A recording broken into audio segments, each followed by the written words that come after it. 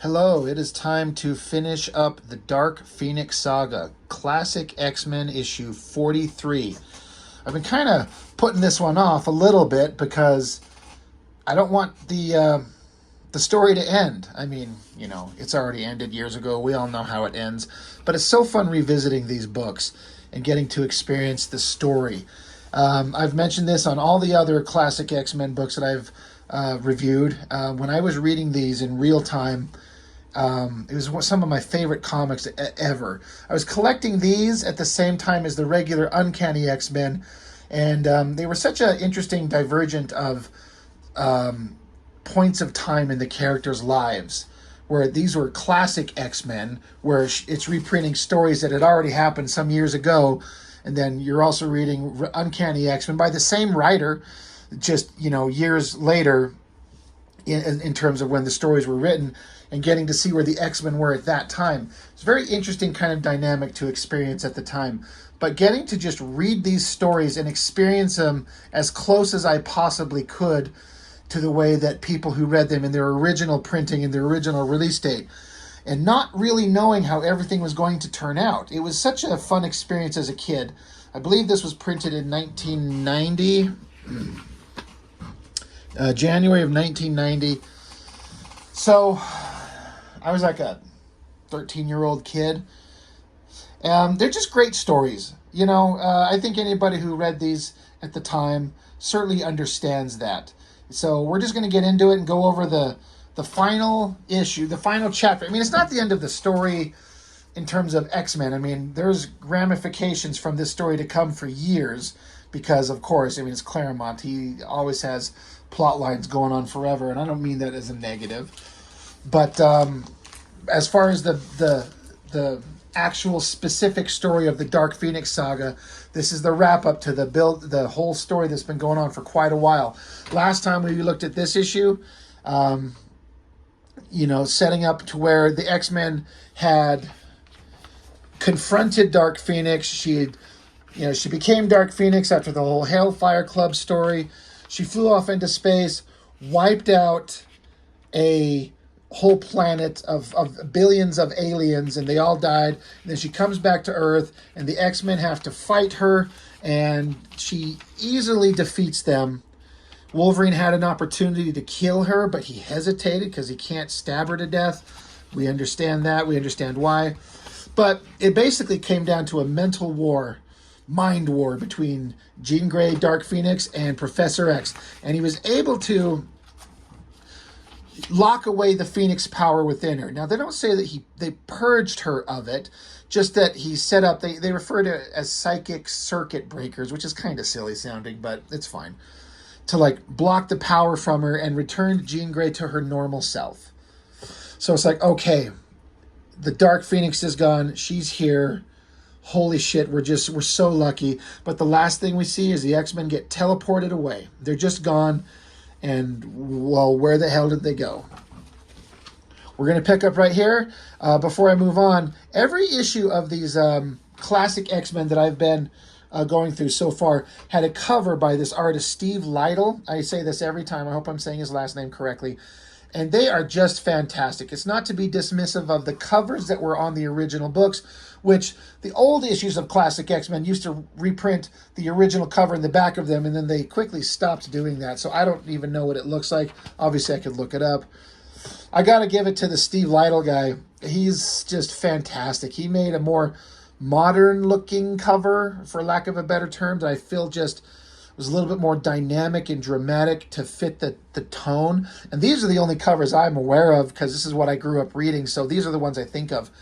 But I bring it up because on this issue, you've got John Byrne doing a cover for the issue of the Dark Phoenix Saga. I assume this was created as a new drawing by him. I would just guess. I don't know. It's kind of a bummer. I mean, I get why they'd have John Byrne do the cover for the reprint of the final issue. It's like a double-size issue of X-Men. I kind of wish that Steve Lytle had the opportunity to do a thing because he's so good. But it's John Byrne. He's the artist. I mean, he gets first dibs. But as is also usually the case, the inside front piece, they call it Yeah, front piece artist. That Stephen Lytle did this drawing with the, again, just the black and white. They do that a lot. In I think most of these, in fact, the inside front piece is like a monotone colored or just a black and white image. These are great. Like, that is such a fantastic drawing right there. But that one, just the X-Men standing in like heavy shadow with the bright Phoenix Force.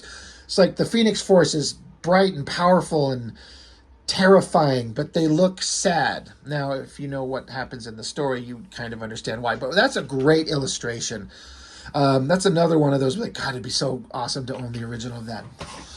But it starts out with, you'll have to forgive me, I don't think we've seen the Watcher in any of the previous stories. If I'm remembering correctly, he wasn't there before. And I don't know the history of the Watcher in terms of when or where he was introduced, how long he'd been in the comics. I'm assuming this is not his first appearance, but I honestly don't know. So somebody could kind of clarify that for me. I'm just assuming this is not his first appearance. But he starts out, as happens all the time whenever you have the Watcher, he has to tell you his name and what the hell he does.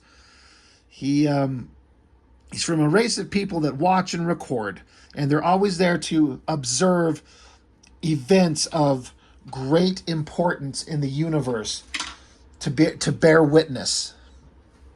So if the Watcher has indeed been in other things before this, which again I'm sure he has, it makes sense that the Watcher would be here to see how the story would unfold. And it kind of makes me wonder if anybody who was reading this, having the Watcher be present, if it was kind of ominous in a bad way, like, oh God, if he's here to watch, what is going to happen? Because I don't think people who were reading this book knew what was going to happen. We all know what happens with Jean Grey, the Phoenix. But again, to anybody who was following this story in real time, especially young kids, I bet it was so important and so intriguing and just so powerful to them. I know how it was to me, but again, I was kind of reading it secondhand, and I think at the time when I was reading these, I knew that Jean Grey doesn't stay dead. So even when I was reading it, I had gotten wind or, some kind of hint that she was still around. So it kind of took the wind out of the sails a little bit. But at the time reading these, I can't imagine how awesome and incredible it must have been. But anyway, he's the Watcher. He's there to bear witness. This drama's final act is about to begin. Before it is ended, these young mutants will be put to the ultimate test. If they are found wanting, the entire universe may well pay the price. And then we cut to a beautiful double-page spread of the X-Men. They just got teleported up. And it's no mystery to us. I mean, if you've been reading the books, you know that the Shi'ar Empire and Empress Lilandra was on their way because they saw the Dark Phoenix manifest. They watched her kill that star system and wipe out the planet and then take out a starship that belonged to the Shi'ar. And they're on their way to solve this problem. Again, you have to forgive me. I can't remember if they've said so far in the book that their intentions are to kill Jean Grey. But it wouldn't be too much of a stretch to just assume that. But here the X-Men are, and they're like, holy shit, where are we? Beast makes a stupid joke. We're not in Kansas anymore. Angel tells him, dude, you're not funny. But Professor X, he's like, I know exactly where we are. We're on the deck of a Shi'ar Imperial Dreadnought. This is the flagship of Lilandra's Grand Fleet. And if it is here, then Lilandra, the woman I love, cannot be far. And you've got Gladiator back here. X-Men, heed the words of Gladiator, Praetor of the Imperial Guard. You stand in the presence of Lilandra. Your fate is in her hands. Again, great piece of artwork right here. And so they have a conversation. They're like, why, Cyclops is like, why have you kidnapped us? What the hell's going on? And Cyclops is saying, I thought we were friends. She's like, yes, the X-Men are my friends. I owe you my life, my freedom, my throne, more than I can ever repay. But as Empress, my first responsibility is to my people. To ensure the safety of the universe, Phoenix must be destroyed. And they're like, well, wait, what? Cyclops reminds Lilandra, as I recall, Phoenix stopped your brother from single-handedly destroying the universe. This is how you repay her? She said, we had no quarrel with Phoenix then, Cyclops. She was cool. But we suspected the full extent of her power and feared it, but we did nothing. We believed that Jean could cope with her near infinite abilities, and we were wrong. And so she says, Gladiator, explain. So Gladiator says, hey, she showed up. She's the Black Angel of legend, the Chaos Bringer, Ravager of worlds. She consumed the star Dabari. Unfortunately, Dabari was an inhabited system. As the sun died, so did its planets and its 5 billion inhabitants, and then a warship intercepted her, and she destroyed it before returning to Earth as well. So the X-Men, some of them speak out loud. Well, only Angel does. He's like, Jean, did you? Could you? They're all kind of shocked to hear that Jean Grey, like, basically murdered an entire species, billions of people. And they're like, could you have actually done that? Storm here is saying, she's like, I want to comfort her, but if what Gladiator says is true, part of me doesn't want to forgive Jean. So instantly the X-Men are kind of on the fence, like, holy shit, if she did this, is she worthy of forgiveness? And then Jean's just like, oh my God, she's like, she can't believe what she's hearing.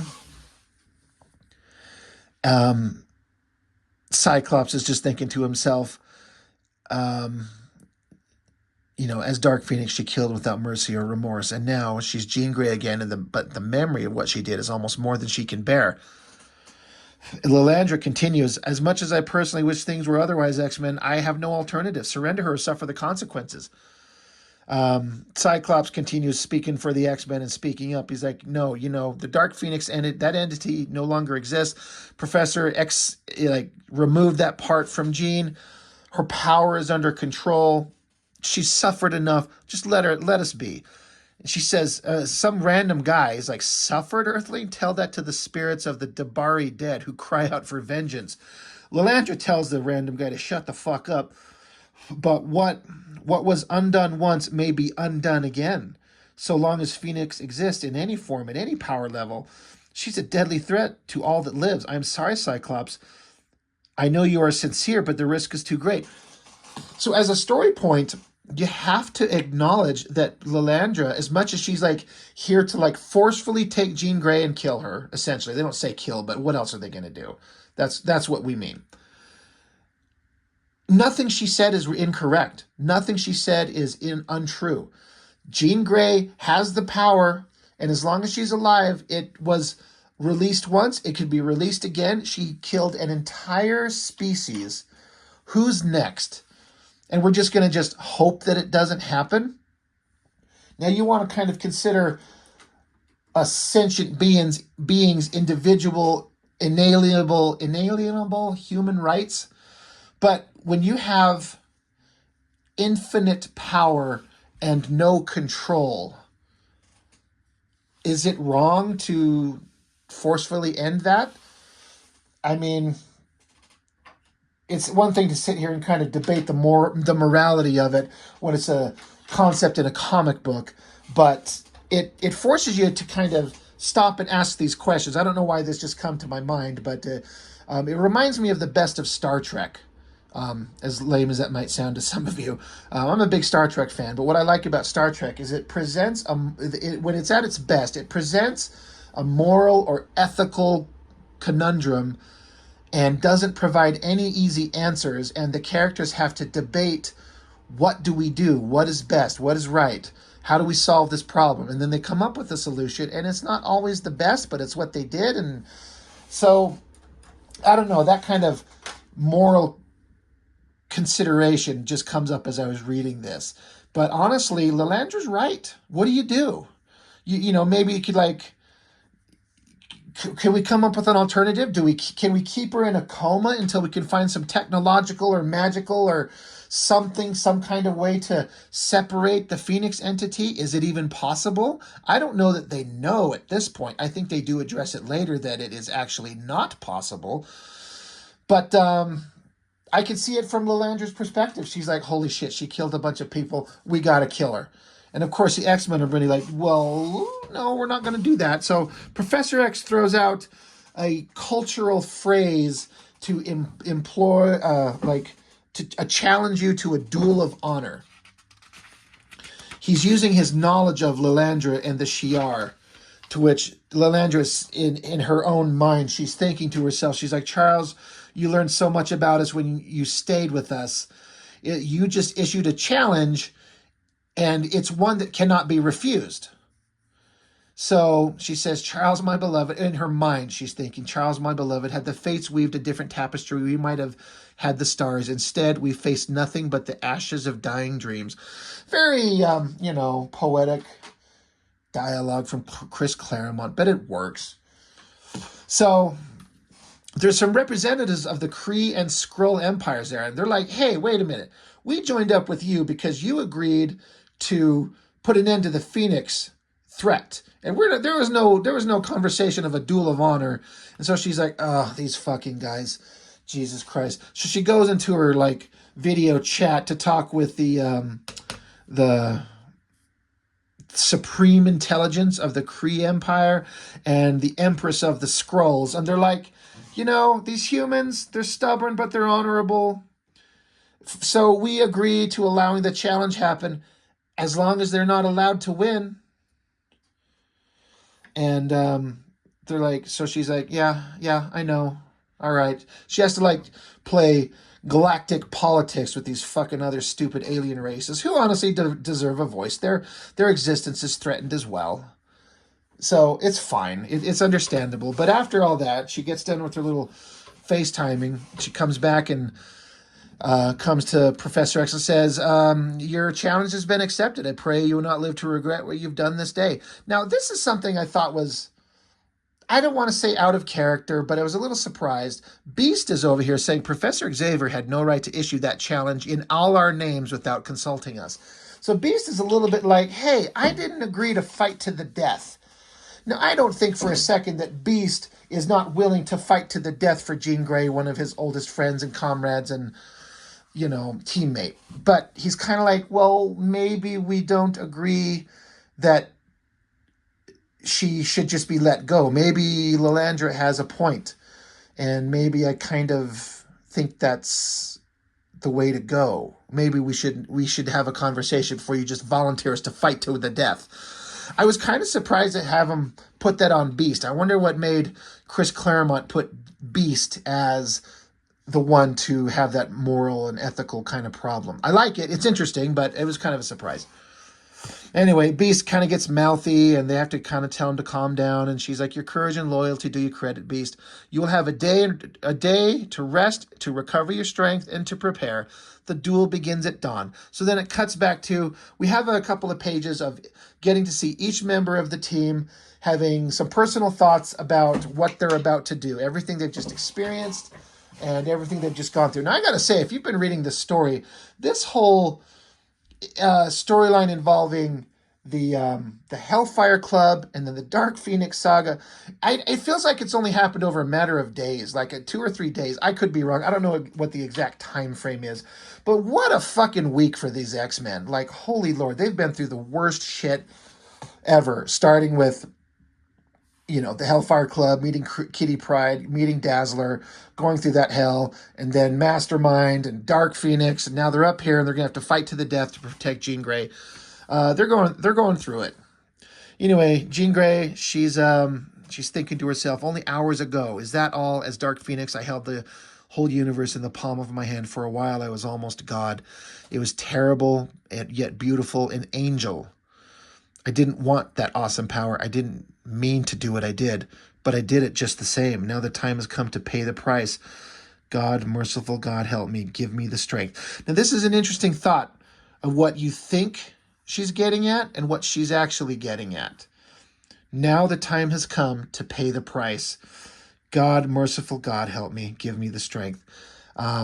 If I have read the story correctly and what she's actually thinking, we'll get to at the end of the story. But this weird alien creature thing brings her some garment, some outfit. She's like, thank you for bringing it to me. I'd like to be alone. Get a whole page of Nightcrawler jumping around and having an entire novel's worth of conversations with himself about his life, his history, how he used to be seen as the devil and blah, all these crazy. I mean, he's having his own personal thoughts, and he's also having a conversation with Angel. And Angel himself is saying that he feels like he's a wee bit out of shape because he hasn't been part of the X-Men for a minute. And so he's not quite up to his normal standards. And he says, you know, Nightcrawler here says, you sound sad. He says, do I? Perhaps it's because I've discovered doubts where I didn't expect to find any. Yeah, I discovered doubts where I didn't expect to find any. In a few hours, we're supposed to fight for Jean, and I don't know yet if I can, and that hurts. That hurts. So they're having struggles with what they're needing to do, and are they up for the task? Cut over to Wolverine. Of course, we get to see a silhouetted, naked, hairy man, because it's Wolverine, and he's just saying to himself, he says, I ain't scared of dying, never have been. It'll happen to me one day, whether I want it to or not. So why waste time worrying about it? As for anything else, shoot, there ain't much for a man with unbreakable adamantium bones and razor-sharp adamantium claws to be scared of. Still, I've got a bad feeling about this fight. Nobody understands Jeannie like I do. She's become two separate entities, Jean Grey and Phoenix. Jean ain't a killer, and she can't be held responsible for Phoenix's actions. But can the professor really split the two entities apart, suppressing Phoenix and leaving Jean? I hope so. But if push comes to shove and I have to make a choice, I stand by Jeannie all the way.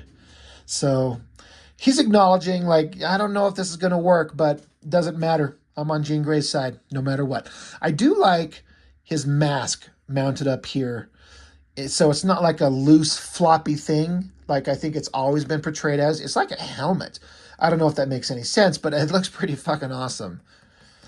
That looks really good. You got Beast. He's sitting here thinking about, he's been a long time since he lost his temper like he did. And like it or not, the law protects everyone. Good, evil, victim, criminal, and it has to, or it and civilization aren't worth beans. If Jean were Satan incarnate, I'd still grant her the full benefit of the law. So, again, all the X-Men, it's giving Chris Claremont the opportunity to explore the issue through the individual personalities and characteristics of all the team members. They get to have different thoughts, and I side with her this way, or I don't side with her this way. But it's just the opportunity to explore the issue. Well done. Really well. Thoughtful comics. And give every character a moment to have their thought before the fight comes. Colossus, he's in bed, he's waking up, and he's thinking to himself, the moment of truth fast approaches. I know Dark Phoenix is evil. I have felt her power, and yet I have known Jean Grey. I have felt her love. I owe her my life.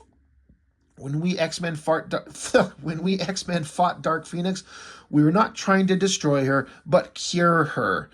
We fought out of love. That has not changed. To leave Jean to Phoenix's fate now, after having struggled so hard to save her, would be a denial of that love, and such a betrayal I cannot and I will not commit. So, Colossus is such a sweet, innocent, pure soul at this time. I really like that about him. You got the big, humongous, strong guy, but he's like completely gentle. Storm wakes up, and I gotta give it. I remember the first time I saw this, I'm like, good God, I don't know what, but man, John Byrne made her look kind of hot. I mean, she's basically naked under this thing. She's looking sexy as shit. But anyway,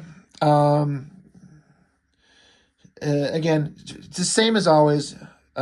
Storm is just having her thoughts about how the X-Men have become my family, and Jean Grey, the beloved sister I never had. How ironic. Dark Phoenix symbolizes all I abhor. But knowing that she is Jean, I find that I can no more deny her than I can myself. I love Jean as part and parcel of that love. I shall use my elemental powers to defend her to the death. Back to Cyclops. It's going to come to a culmination with him and Jean Grey. And he's just having the same kind of conversation with himself. He says, I can't help but thinking, what if Lilandra's right? Suppose we win the day, and suppose the psychic circuit breakers professor has placed in her fail. Dark Phoenix will be free once more, and with the whole universe at her mercy, and it will have been our fault. I've been wrestling with this problem, this fear all night. I still don't have an answer. Maybe there isn't one. So I like that Cyclops is acknowledging, what if we fail? And she goes out and wipes out the universe. Whose fault is it? It's his. It's the X-Men's. It's their fault for allowing it to happen. You could allow untold suffering to happen. It's kind of the Batman conundrum. Batman doesn't kill. He's like, I'm just going to take the Joker and stop him again and take him to Arkham Asylum again, where he'll stay there for a minute and then he'll get out and go blow up a hospital or something. And guess what? People died. Who could have stopped it, Batman? But you don't kill. So go put him back in jail. And guess what? He wakes up. He breaks out and he goes and, crushes Lois Lane's skull in. I just was going over Kingdom Come recently. So, you want your heroes to have a moral code and they need to adhere to it because they're the good guys. But at what point does your code actually make things worse? Again, exploring an issue that doesn't have any easy answers. Like he says, I've been wrestling with this problem all night. I still don't have an answer. Maybe there isn't one. He says, but this isn't fair. After all we've been through, after all the good that Jean's done, for it to have to end like this.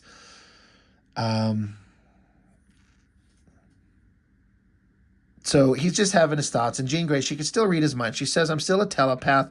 We still share our psychic rapport. And she's like, I know your thoughts. I love you. I'm with you. They make out. And, we're going to face this together like they should, like they would. I can't help it. I can't get past this ridiculous hairdo that is very much of the era. I mean, this was late 70s, right, guys? And the original comics were published. Do I have that correctly? It's appropriate for the time, but it looks very kind of bland by today's standards, but that's okay. Later, I thought this was an interesting thing. It says it's been nearly 8 years since Apollo 17, the last lunar mission. I can't imagine what it would be like, because I remember 8 years ago from right now, 8 years ago, not that long. But to be in a time when it was only 8 years ago since man walked on the moon, and they throw that into the comic. It's been so long since humanity's been to the moon and had anybody walk on it. It feels almost like it was just something out of a science fiction story. Did it actually happen? It's so weird. I hope that they return to the moon. They put another manned mission to the moon in my lifetime. I'd love to be able to experience that. But I don't know. Our country's got enough problems right now. Maybe that's not the best time to spend the money on that kind of thing. Anyway, it says, many believe man will not walk on the moon again before the turn of the century. Even then, that would be a shame and a terrible waste. It took America's astronauts 3 days to make the journey from Earth to the moon. Lalandra's flagship does it in minutes. It's funny that they call this her flagship and it's just a flying bug. It's kind of stupid. I feel like her flagship should be some giant, capital ship, some giant Star Destroyer size thing. This looks like a little tiny bug. Whatever. It's a minor issue. Who fucking cares? The X-Men are getting together, and Cyclops is like, I just want you to know I'm fighting for Jean. I'm not asking any of you to make the same sacrifice. If you leave, I won't think the less of you. Angel says, hey, we all talked about it. We all had a conversation. We're with you both to the end. Okay, awesome. Thank you. We love you. Great. So Lilandra says the X-Men and the Imperial Guard will fight until one team or the other is defeated. If the X-Men win, those who survive will be set free. If my Imperials win, Phoenix, Jean Grey is ours to do with as we will. Will you abide by these terms, Cyclops? And he says, yep, we will. So they teleport them down. And then this guy hanging out with Lilandra says the X-Men face hopeless odds, but they are exceptional beings. Suppose they win. And Lilandra is here. She says, they will not win. You have my word on that. It makes you wonder, what does she mean exactly? I love this kind of big panel, silent. Now, they call this the blue area. I think this, again, this has to have been something that was introduced in the comics. Isn't it something to do with the Inhumans? If I understand correctly, and again, somebody could please correct me on that. But it's just this breathable atmosphere and some kind of abandoned alien structure that goes on for quite a ways underground, and a little bit of a breathable surface on the surface of the moon, except once you pass a certain point, you're in vacuum. So yeah, Beast is like, I recognize this place from the Avengers files. It's called the blue area of the moon. These ruins reach deep beneath the lunar surface, and somehow there's an Earth-normal environment extending all through them. But beyond the top of the crater, though, they're in open space in hard vacuum. So Jean Grey says, I've scanned the crater, Scott. I can detect no other thoughts. We're alone. Cyclops says, that won't last long. Be on your toes, people. I've briefed you on the Imperials. We've met and fought before. They've added some new members. We know their names, but nothing about their powers. So we have to be ready for anything. So they're like, all right, let's go. This is serious shit. Like this part here, Wolverine. He's like he detected them. He's like, there they are. They're the other team is teleported in. We're all facing this together now. Wolverine's like the flash of light on the far side of the crater. They're teleporting in. So Angel flaps his wings to take off and get a aerial view, but he didn't take into the fact that the gravity is lighter on the moon, so one big flap of his wings shot him straight into the air, way more than he ever anticipated, to where he passed the protective area, the layer where the atmosphere exists. And so he's his wings are frozen up and he's fallen. He almost screwed everything up for himself because he wasn't thinking and paying attention. An interesting kind of attention to detail by the writing, to also set kind of some boundaries for the characters to pay attention to. You can't just take off into the sky because there is a limit. There's a hard deck, except it's above your head instead below you. You can't go above that, or there's no engagements above the hard deck. Storm runs up and saves him, brings him down, and Angel feels stupid. And Cyclops is like, look, it's all right. We all make mistakes.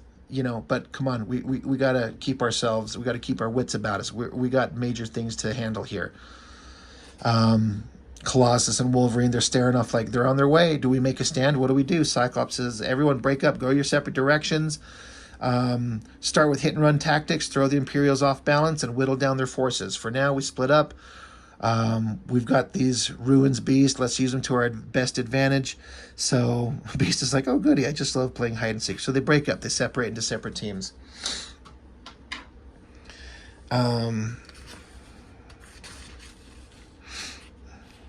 So you got Angel, Jean Grey, Cyclops, and Nightcrawler. And Cyclops tells Nightcrawler you're up front, take point.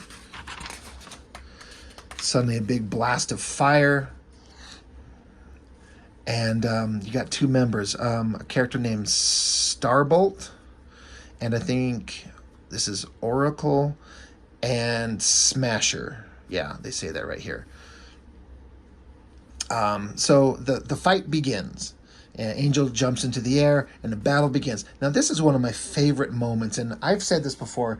I wish that there was a series of films that properly adapted the X-Men, who they were, the buildup of the Phoenix, and the Dark Phoenix Saga. You cannot do this in one fucking movie, and the idiots that make those movies are so stupid that they don't understand that. It has such a potential to be an epic franchise, and they've just blown it every time that they've tried so far. Because I tend to hear things and visualize things in comics kind of like a movie sometimes. And there's this moment right here where Wolverine, Storm, Colossus, and Beast are under the underground areas. They're taking off. And I like this moment where Wolverine says, you guys hear that? Cyclops firing his optic blast at pretty near full power too. Sounds like the fight started. So I just like the idea that they're under here and they're not engaged in battle yet, but they can hear Cyclops's eye blast going off, and he's like pretty near full power, like he's unloading with almost everything he's got.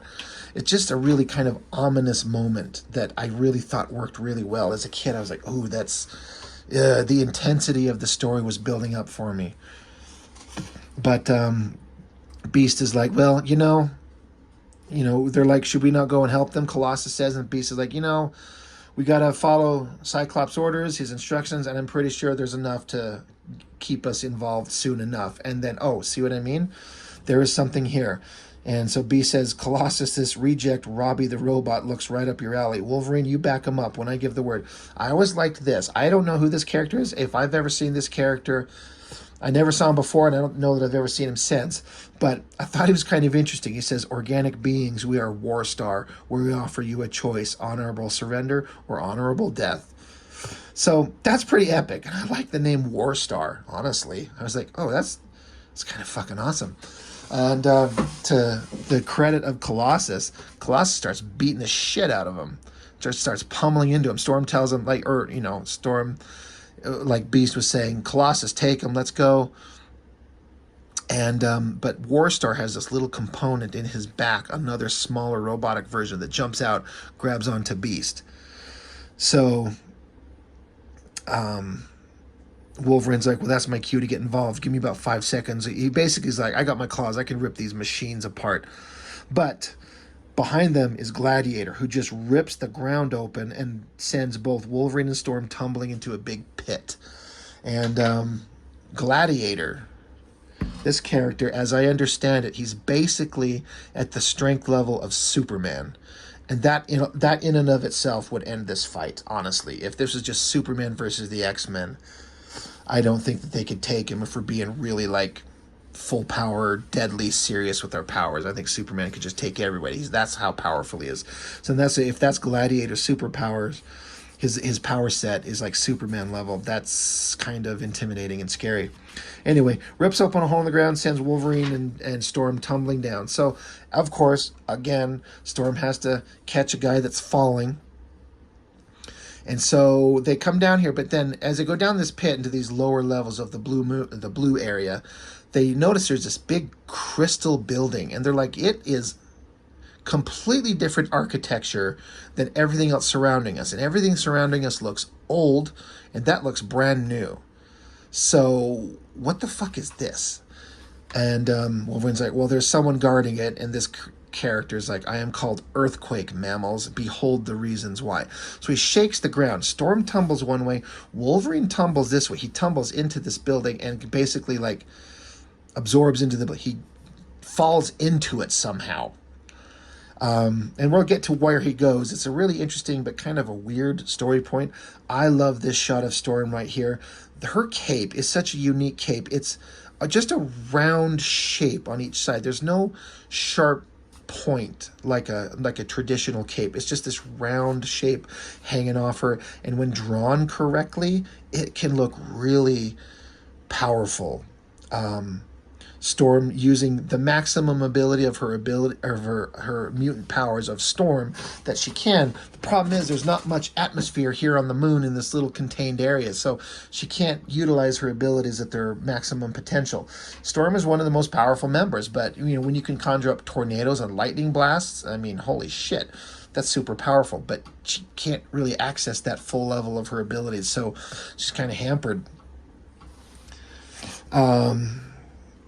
So, you know, she gets pissed off. Wolverine's disappeared. She's freaking out. Not freaking out, but she's having a little bit of an anger moment. So she, you know, hurls rocks and stones with her wind powers. But then this other character comes up behind her, and she has this character. Her name is Hussar. He said, this guy here says many thanks, Hussar. She has a neural whip, which should take the fight out of her. So they basically whip around the neck, and it knocks her unconscious, maybe, and then the other guy hurls a bunch more things at her, knocks her down, and it was pretty kind of frightening. This is the first time we see one of the X-Men fall. She's unconscious, and they're holding her up by her head, by holding her hair up, and she looks like, I mean, obviously she's not dead, but defeated. The look on her face, you're like, Jesus Christ. You know, even this character says, first blood goes to the Imperial Guard, a good omen. So, like, God damn it, one of the X-Men are down, Storm, but you know, her powers are kind of long-range based and big open area based, and when you're contained like this, she's in a bad way. Back with Cyclops, he's blasting at one of the characters. Jean Grey's using her powers. Nightcrawler's looking on. Angel's up here fighting a guy in the air. Nightcrawler's having a little bit of a moment. He's like, I'm just a glorified acrobat. What the hell am I going to do here? I don't know. He doesn't know how to help in the coming battle at the best to his ability. Oracle here kind of zaps Angel's mind, makes him off balance, and this character named Smasher just picks him up, grabs him, and throws him down another one of these great pits. And so Nightcrawler sees that. He's like, holy shit, he's unconscious, he's falling like a rocket. And if he hits bottom, he'll probably die. So Nightcrawler just dives after him. He's like, I don't know where this thing goes. Nightcrawler's power set is he can teleport as part of it, but he has to see where he's going. So he's like, God, I hope this is a straight shot So he teleports, but we don't see what happens. We don't see if he makes it. Now, of course, he's going to make it. So we cut back to Wolverine. He's inside this big crystal structure, and he's like, what the hell is going on? He's walking around. He's like, where the hell am I? What is this thing? And then there's a big monitor screen, and the face of the Watcher himself appears. He says, I am the Watcher. This is my domicile. You are not welcome here, Wolverine. Wolverine says, I'm getting tired of being bounced around like this, bub. You want to make something of it? So, of course, Wolverine's got an attitude. So the Watcher says, very well, if words will not persuade you, let actions take their place. I am pledged never to interfere in the lives, blah, blah, blah. But I am permitted to warn you of the many dangerous devices I have in my home. Without warning, X-Man, you might find yourself hurled into your world's primordial past, or into the farthest reaches of its future, or worse. Return here at your own risk, Wolverine. And he pops him out of this crystal home that the Watcher lives in. So one, what was the point of having Wolverine meet the Watcher here? I understand why the Watcher is there, because it has to there observe and record and bear witness to the events.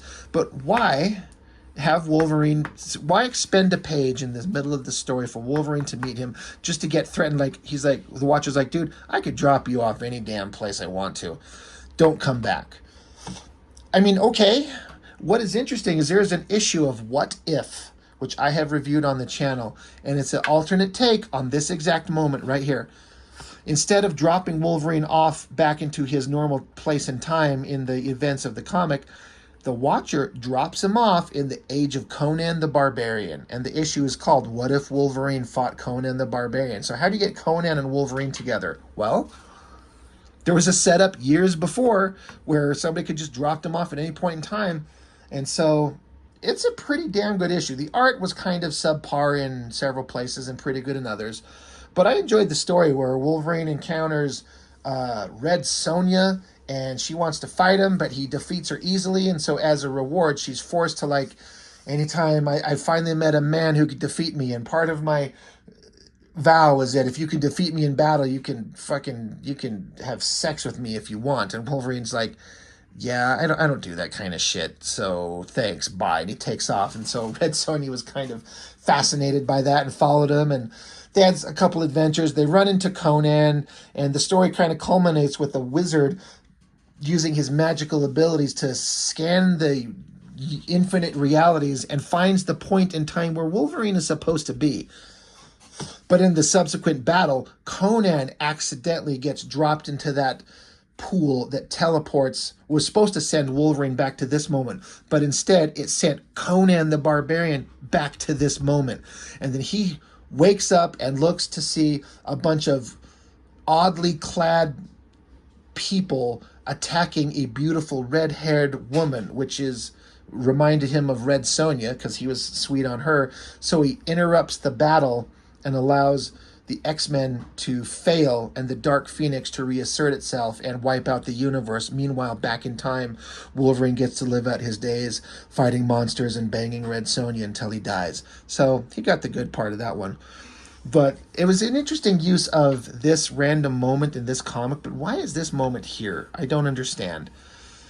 Just a little moment that Claremont needed to have the Watcher talk to Wolverine. Sorry, I know I didn't mean to go off on a little tangent, but it's a great issue of What If and an interesting story. I just don't understand why this is here, but it was a good connection. Anyway, Wolverine pops his ass out. You know, he'd been ejected out, and he's like, man, that guy's got one heck of a way of saying no trespassing, but I get the message. Anyway, there's Storm. It's like, oh, Wolverine, thank heavens you're all right. And Wolverine's thinking to himself, he's like, something's wrong. She sounds like her, acting like her, but my instincts are telling me. He doesn't believe it. And Wolverine trusts his instincts, so he reaches behind him, grabs her, and throws her. And, of course, it's a Skrull who made himself look like Storm. He's like, oh, you dick, I'm your death. So Wolverine comes charging out. Now, I wish Wolverine would have stabbed this Skrull to death. That would have been actually awesome. But this Kree soldier blasts Wolverine away, knocks his ass out. And, of course, the Kree and the Skrulls hate each other, and this Skrull is pissed off that the Kree just saved him. So he turned into a giant frog dog monster and goes off to eat this Kree. I'd like to imagine, they don't show it, but I'd like to imagine this guy got devoured and that's the end of him. Meanwhile, Nightcrawler is continuing on, sneaking around in the dark. He says, I don't believe it. I lost Angel. So where's Angel? I don't know, you know. He says he should have dropped into my arms, yet during the split second it took me to teleport, he disappeared. So, shit, where'd Angel go? Meanwhile, this character walking in the dark, Manta is her name. So, Nightcrawler sees her coming, so of course he slinks into the shadows. His dark skin, he's able to basically blend into shadows 100%. Creeping around behind her, and then this character just turns, blasts him with the bright energy light. She says, I can see in different perspectives, different vision than you do. Like, you stood out in the dark, I saw you. You weren't going to ever win. So Nightcrawler's down. So who we got? Storm, Wolverine, Nightcrawler, Angel, all down for the count so far. Cut back to Gladiators observing Colossus whip the shit out of this War Star robot, which I think is awesome. That is fantastic. Colossus being a badass. Beast is kind of holding his own against a smaller little robot that came out of his back, but then the robot grabs Beast and electrocutes him, knocks his ass out. Colossus is pissed. He's like, oh, you son of a bitch, I'm going to take you out. Then Gladiator shows up, decks him hard once, twice, sends Colossus flying. And Colossus thinks to himself, what a blow. This alien seems to be as strong as I am. I wonder if he's as impervious to harm. So Colossus picks up this giant stone column. I love this shot. Slams it over his head. Boom. Just shatters it. And Gladiator is completely unaffected. I don't know that if Gladiator would do the same to Colossus, if Colossus could just stand there and take it like that, which is what I'm saying. Gladiator's power level is just way more. So they end up start slugging at each other, and as they do, all the ancient ruins around them crumble down as they just keep fighting and trading punches. This great scene of all in the rubble, a hand reaches out, a shadowy figure emerges, and it's Gladiator. Now, I liked this. We cut back to Professor X, and he's in the dark, and he's just using his mental abilities to observe the fight. And his team is losing. But what I liked is you see Gladiator pulling Colossus out of the rubble. So it's like he's got respect, at least. He's like, I'm not trying to kill you guys, and I'm not going to leave your unconscious body under all this rubble. So he pulled him out. So that made me kind of go, all right, Gladiator's got some respectability. I like that. I appreciate that. But as another dramatic moment, like if this were in a movie, just Professor X, he has to sit in the dark by himself, and he can see everything, probably through the eyes of all the X-Men, and he's just watching his team fall one by one. He's like, my X-Men, I felt like you had a chance. I never dreamt that things would end like this. He's just like, God, like, what do I do? Like, we're going to lose. And I like how Lilandra, she's looking on. She's like, as each X-Men falls, another piece is cut from your heart, as one is cut from mine. I want to comfort you, to be with you in your hour of need, but I cannot. I am Empress. I must do my duty, no matter the cost. So I like that they show Lilandra is not happy with what she has to do. And Professor X, I really feel like he's suffering. Like I feel really bad for the character. He's just like, we've been through so much, and I did this one last desperate thing to save the life of Jean Grey. But it doesn't look like it's going in our favor. So again, as a reader, someone reading this the first time, like Chuck, I know you're watching this, dude. You've mentioned several times how you thought this stuff was amongst the best stuff you'd ever read at the time. Like, as a reader, how did you feel up to this point in the story when you were reading it for the first time? Were you getting a sense of hopelessness? Did you think the X-Men were going to pull it off? I'm curious as to what you may recall your thoughts were. I struggled to remember what I originally thought as far as an emotional moment. I think I was just caught up into it. I'm like, I can't wait to see what's going to happen, so I wouldn't stop and let myself feel it. But as an older guy, you kind of take a moment to observe the whole story, and like, it's really paced really well.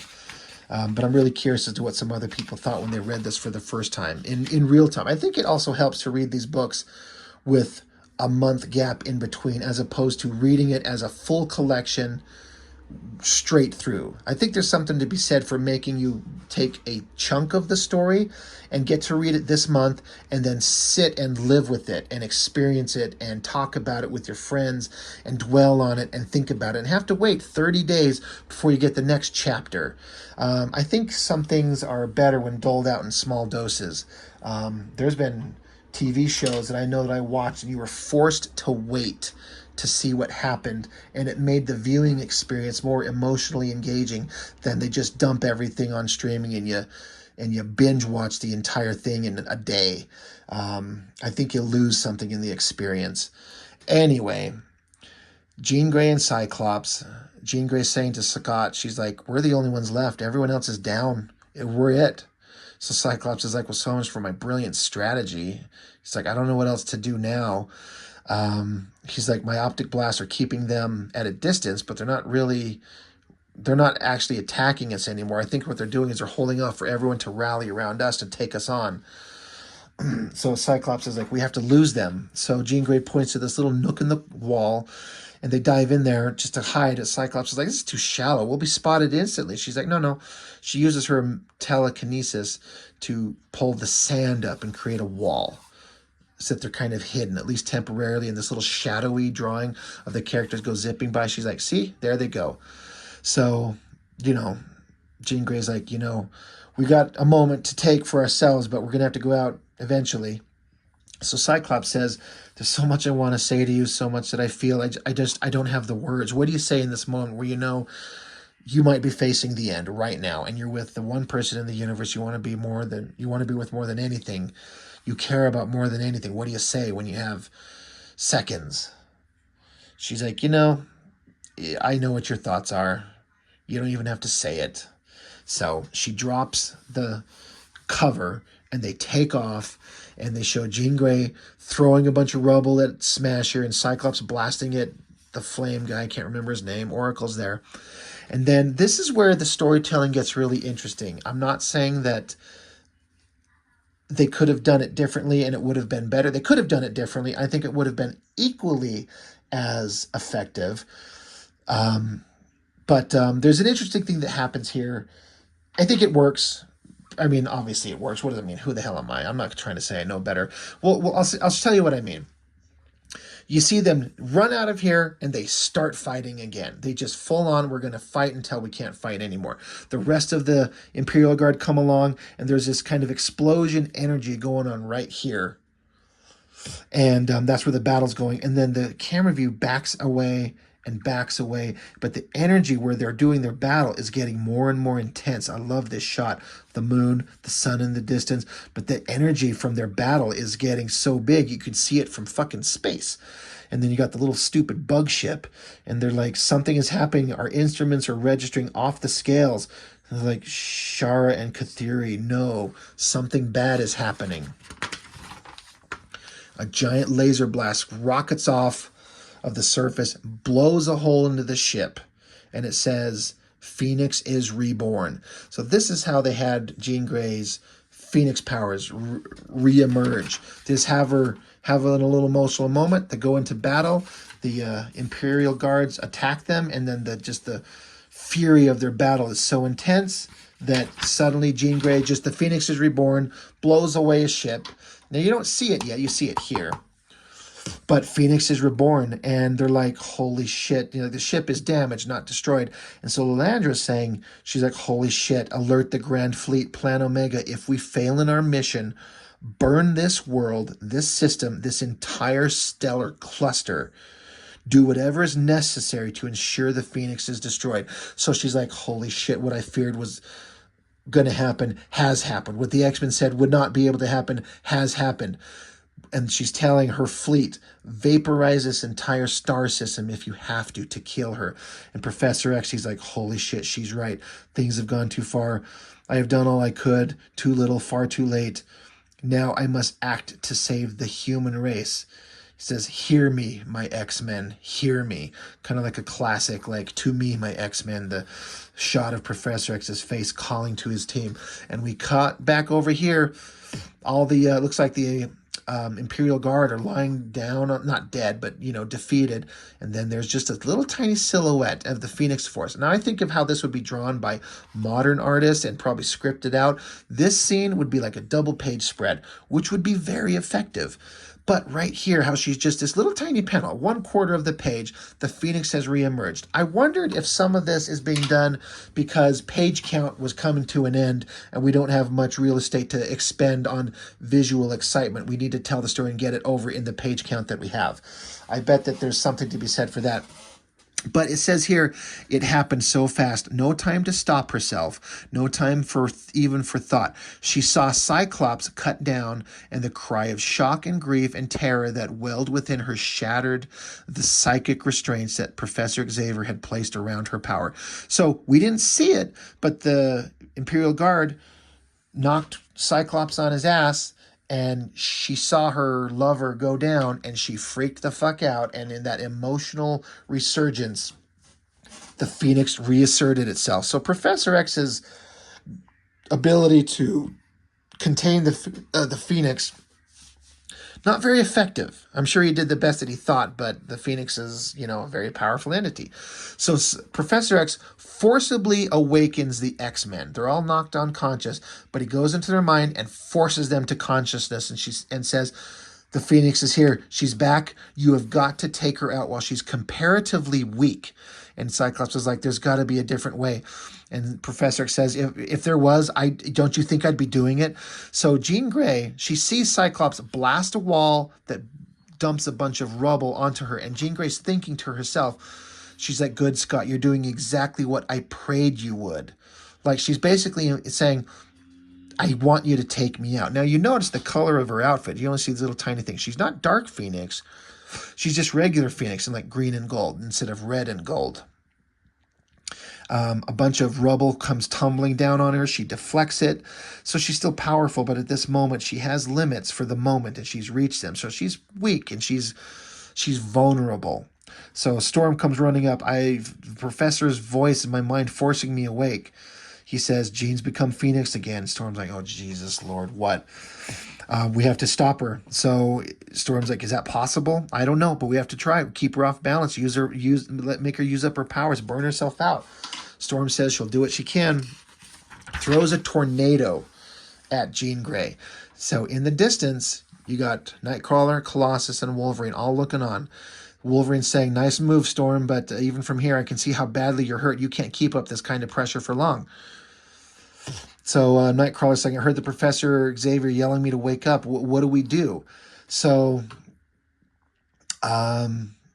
Wolverine picks up Colossus, and Colossus is in his human form. Wolverine's saying, don't you guys see? We're not facing Genie anymore, but Phoenix. Like it or not, it's us, and maybe all humanity or her.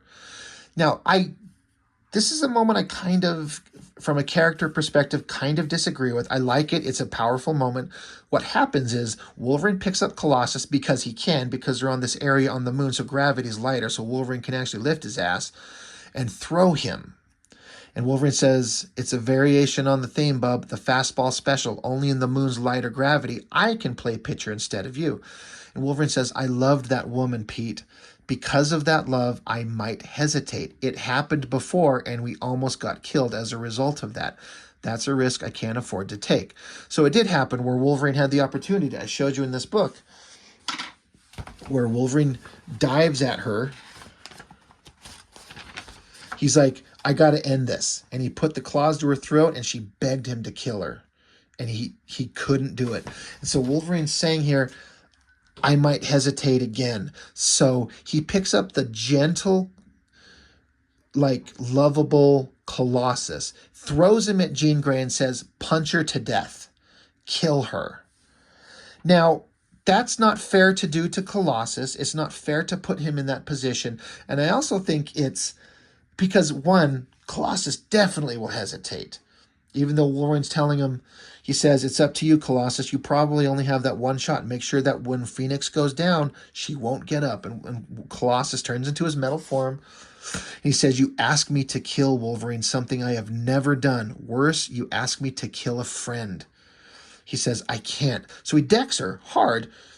but he doesn't kill her. He could have ended it right there. I don't think it's fair for Wolverine to put that on Colossus. I think it would have made just as much sense from a character perspective for Wolverine to say, Pete, pick me up, throw me at her. He's like, Pete could be like, well, what are you going to do? He's like, I got to solve this. Do it. And Wolverine, having failed once before and knowing what happened and the consequences of his failure to act before and what could happen if he fails to act now, I think it would be completely in character for Colossus to throw Wolverine and Wolverine show up and stab her to death with his claws and end the whole thing. Now, of course, you wouldn't have it actually kill her, but to have Wolverine actually make the attempt, I think would have made more logical sense. Again, this comic is highly successful without my dumbass interpretation of the events, so just take it as like it wasn't fair to put it on Colossus because you know he's not going to fucking do it. But Jean Grey says, well, Jesus, dude, you pulled your punch, and even still, I'm still surprised my head's attached to my body. But she's like, you almost did it. He almost did it, but he didn't. And so thanks for knocking some sense back into me, if even only temporarily. So Jean says, now I finally and truly understand what I am and what has to be done. She says, two beings, Jean Grey and Phoenix, separate, unique, bound together, a symbiote. Peter, neither can exist without the other. Phoenix provides my life force while I provide a living focus for its infinite power. So long as I live, the Phoenix will manifest itself through me, and so long as that happens, I'll eventually, inevitably become Dark Phoenix. The Phoenix is cosmic power. It can neither be contained nor controlled, especially by a human vessel.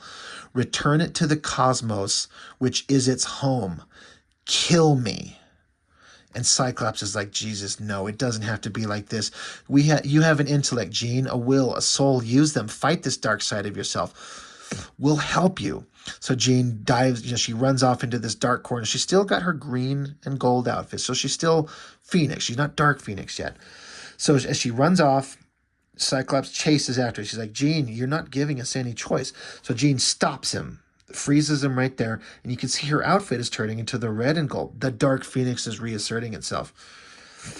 She says, you see, Scott, I told you, the Jean to Phoenix to Dark Phoenix, a progression as inevitable as death. You of all people should know how I feel through the psionic rapport we share. I'm scared, Scott. I'm hanging on by my fingernails. I can feel the Phoenix within me taking over. Part of me welcomes it. So she says, you want me to fight? I am with all my strength, but I cannot forget that I killed an entire world, 5 billion people, as casually, as unthinkingly as you would crumple a piece of paper. I want no more deaths on my conscience. Your way, I'd have to stay completely in control of myself every second of every day for the rest of my immortal life. She says, maybe I could do it, but even if I slipped, even for an instant, if I failed, if even one more person dies at my hands, it's better this way. Quick, clean, and final. And so in the background, there's this, I interpret it as a weapon. I guess it could look like anything, but this thing creeps up out of the water. She says, I love you, Scott. Part of me will always be with you. And he screams, Jean, don't. And this weapon in the distance zaps her. Now, it's not very violent. It's a bright white light. It's not any blood or guts or anything like that. And we've seen so many X-Men shot with all kinds of energy weapons that just knocks them on their ass but doesn't kill them. But you see that there's nothing but a smoking crater left. And so Scott says, you planned this, didn't you? From the moment we landed on the moon, you shielded your intentions from our rapport. But just the same, I should have guessed, I should have realized that you could not become Dark Phoenix and remain true to yourself, the Jean Grey I knew and fell in love with. So you took steps to ensure that if Lilandra couldn't stop you, you'd do the job yourself. You must have picked the minds of the Kree and Skrull observers, learned what ancient weapons were hidden here. Then you used your fight with the X-Men to drain you of enough energy to make you vulnerable. And finally, when you were ready, you. So he basically says you planned this all along, which is what I'm sure that they are referring to way back here in this moment that I talked about, where she says, now the time has come to pay the price. God, merciful God, help me, give me the strength. She's planning on this. She knows she can't fight this and she can't win. And so she's like, we expended enough of her energy as Phoenix to make herself vulnerable and to know where an ancient weapon would be that could kill her. Now, besides this page here, that's just kind of like an epilogue of other characters talking, that is the end of the story. This is it. There's the next pages are an additional supplemental material. So as a person reading this comic, I can't imagine what it would have been like to have the story end right here, to have Jean Grey get zapped, and you don't get any kind of like emotional wrap up in this issue. It just ends with her death. And Cyclops realizing that she planned it this way the entire time, and this character that everyone knows and loves and cares about is gone. It's kind of laughable now how many times Jean Grey's been killed and brought back. And to have the story end here. We don't get to see what Wolverine thinks, or Colossus, or Professor X. I'm sure that'll come next issue. But it just ends here with Jean Grey and Cyclops and him just having to sit there at the smoking crater, the ashes that were her, realizing that she planned this from the get-go, and she kept that secret from him just to save the universe. Now, I didn't actually know this, but I was watching or listening to some interviews recently, and apparently the original concept, if I understand correctly, was that Chris Claremont was going to have, however he wanted the story to play out, have the Phoenix entity separated from Jean Grey and have her, I think, return to like a childlike state. I might remember that wrong. But basically, that Jean Grey was going to survive this experience. And Jim Shooter, in charge of Marvel Comics at the time, said, you can't have her have killed 5 billion people and not pay any kind of consequence for that. Basically, from what I understand, from what I heard, is he put it on her like she's got to die, and told Claremont to go back and rewrite it. I don't know if he said Jean Grey has to die, but you can't just let her get away. And I have to say, I believe that's the best part. That's the best result of the story, is Jean Grey's death at the end here. If she just got to get away, would this story hold the same kind of relevance as it does to everyone today? I don't know what to think of Jim Shooter. I kind of get the vibe that he maybe started out kind of as a good force for Marvel, but ended up kind of, I don't know. I kind of get the feeling that he wasn't that awesome, but I don't know. I could have that completely wrong. I shouldn't even talk on it. I don't know enough about it. But whatever the case may be with Jim Shooter, if that, my understanding of it is correct, I think he made the right choice to say, no, she cannot get away with this. She needs to die, because that is the best culmination of this story, rather than she just survives and returns to a childlike, innocent state. Now, eventually Jean Grey comes back anyway, so who cares? But what an epic story. I wish I knew, what would this have been like for people reading this story and not knowing what the future holds. It's just, as far as you know, she's dead, and you don't get to see any kind of emotional follow-up until the next book. In fact, I know I've read it, but I don't actually remember what happens. So I can't wait to dig it out and talk about what happens in the follow-up to this. But you have this character here, and the Watcher. It says, statement, I am the Recorder, a non-cellular humanoid created by the colonizers of Rigel to think and record. I have observed all that has transpired here, yet I do not comprehend the meaning of these events. My historical circuits inform me that Jean Grey was counted as a force for good on Earth. The Phoenix, her powers, saved the entire universe from extinction, yet she was hounded unto death. Interrogative, why? And the Watcher says, because she was human.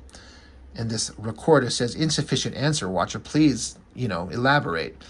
So the Watcher says, all beings carry within them the capacity for good and evil. All our actions result from the interaction of these two fundamental forces. Our reasons make us aware of these forces, and likewise gives us responsibility of choosing between them. Regrettably, not all our choices are clear-cut, nor all our conflicts obvious. This child achieved a level of power that placed her far above humanity on the evolutionary scale, as they are above the amoeba.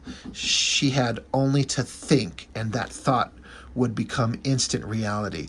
But the Phoenix is also a force of primal passion, and Homo sapiens is still as much a creature of passion as of intellect. Such passion is by its very nature seductive and violent. Jean Grey could not help but respond to it, be changed by it, and in time overwhelmed. So she briefly became the dark side of Phoenix, the Black Angel, Chaos Bringer. Yet when faced with a choice between keeping her godlike power, knowing she would then wreak death and destruction across the stars, and dying herself, she chose the latter. That is what makes humanity virtually unique in the cosmos, my friend. This extraordinary capacity for self-sacrifice, this ability to triumph over seemingly insurmountable obstacles if the cause be just, knowing all the while that to do so means certain death. The X-Men do not realize it. They may never realize or accept it, but this day they have won perhaps the greatest victory of their young lives. Jean Grey could have lived to become a god, but it was more important to her that she die a human. And that is the end of the Dark Phoenix Saga. Now, of course, the story still goes on, ramifications for years to come, but what an amazing story, and told so well. The backup story from here is kind of like an afterlife kind of exploration of Jean Grey and some kind of afterlife universe and having to accept certain things. It was interesting, but not nearly. I'm not going to get into it. I just am only interested in this type of stuff here. So, I mean, it's kind of hard to explain what this must have meant to people who read it for the first time. I thought it was one of the greatest stories I'd ever read. It's certainly told in a form of storytelling that was unique to the era. And if this were to be told again today in comics, it would be 27 issues probably, and 5 different artists, and who knows. I doubt it would have the same kind of impact. There's certain things that visually I think could have, if we had no concern for page count, that you could have shown a little bit more visually dynamically. I mean, this is a perfect little panel, but this could be a full page spread. Is it necessary? Probably not, but it could work. But absolute beautiful writing, beautiful, flawless, perfect art from John Byrne and Terry Austin. And like I said, I can't imagine what this must have been like to people reading it at the time. So I'd be very much interested in hearing anybody's kind of thoughts and opinions of what they thought reading this chapter of this story, and kind of their thoughts and feelings on how this whole thing unfolded. Greatest X-Men story ever told. I don't think it'll ever be surpassed. And one of the best comic book stories ever told. I think that's generally held as a truth. And it earned its... Claremont earned all of this from years of writing these characters and developing their characterizations and their interactions and the reasons why we followed them and cared for them. You can't just start Image Comics, for example, and do a 4-issue miniseries of some stupid thing and try to carry the weight and gravitas that was earned in X-Men and just import it into your own new team of cybernetic whatevers, mutant heroes or aliens or undead monsters, and have the same kind of impact no matter how hard you try. This stuff was earned by Claremont, and it earned its place in history, and it's a fantastic book, a fantastic read. I love the way it looks on this old newsprint. It just looks amazing. It's perfect. So I didn't think this would go on for an hour and 12 minutes, but I knew I'd spend some time on this final issue because I wanted to kind of make sure I spoke about all my moments that I really liked about it. I even liked the Watcher in the top corner. He got a little tear in his eye. It's great. These classic X-Men's, like I said, as I've reviewed all of these, I read them as a kid, and I read them several times as a kid, and then a big, long gap of time went in between my getting to revisit them until I did this here on my channel over the last year. I've been doing 1 issue per month or something like that, and just getting to revisit them and experience this again. They're great comics. They're so well done. So I don't know. I guess I don't have anything else to say. Beautiful comics, beautiful stories, great stuff. So that's all I've got for now. Thank you for joining me. As always, I appreciate it so much, and I'll see you on the next one.